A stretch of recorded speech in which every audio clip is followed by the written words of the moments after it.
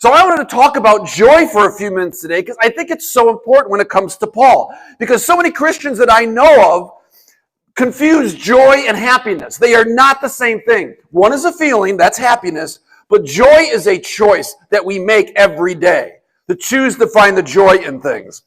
But you have this idea from when you're a little kid. I mean, years ago I did this in a praise crowd. The song, I got the joy, joy, joy, joy down in my heart. And the question is, where? There you go. One person knows it. Thanks, Mr. Dykstra. Down in my heart. Where? It's down in my heart. And he keeps singing it. And if it would just end there, the song would be good. The problem is it doesn't. Because then it says, because I'm so happy, and I won't sing because that's dreadful, I'm so very happy. And it's not. That's where the song goes kind of sideways. Because those are not the same thing. The heart is not the place of feelings. It's the place of decision making. And it is so important because I think all of us base everything on how we feel. Like how many times have you walked out of a class and said this comment or thought this comment? Teacher hates me. That's not true. In that moment, maybe because you didn't do so well on an assignment, you think they do that. No, that is a feeling. That is definitely not true. So there's three quick things. One, you got to understand this. God is in control. He was beaten. He knows God's in control. He's shipwrecked. God's in control. Prison, God. Choosing joy means to understand that you don't run the world. And that's a good thing.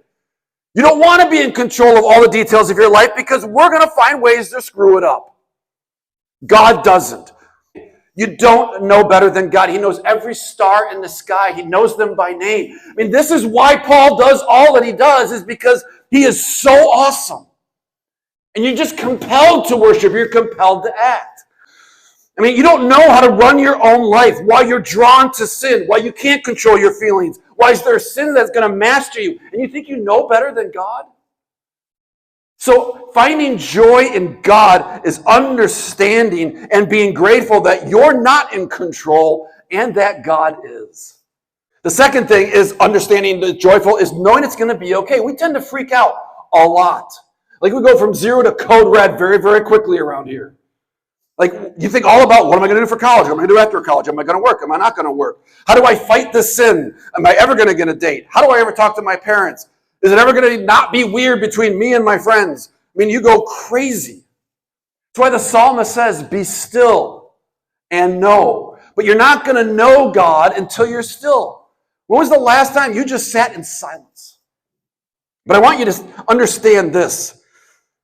We live in a sinful world and sin is going to happen, but sometimes in the deepest parts of your soul, you're like waiting for God to take this mess away. And he doesn't always do that. But what God does do and what he does promise is, even though that mess is there, he's going to be in it with you. But sometimes you're always looking for other places to pull you out, and he's right next to you. He doesn't promise to pull you out of the mess. He's in it with you. And that's the good news.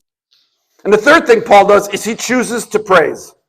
It's about choosing even though you don't feel like it. So it's choosing to pray when you feel nothing. It's choosing to love when you feel anger and hatred. It's choosing to sing when you don't like it. So it's the choosing to praise, choosing to pray, choosing to sing, choosing to be grateful even when you don't feel like it, choosing to appreciate and thank God how he made you. I'm going to press on that one. Homecoming was a couple of weeks ago. You guys put a lot of effort sometimes into yourself. A lot of hair, a lot of makeup, a lot of tanning. Guys actually did their hair.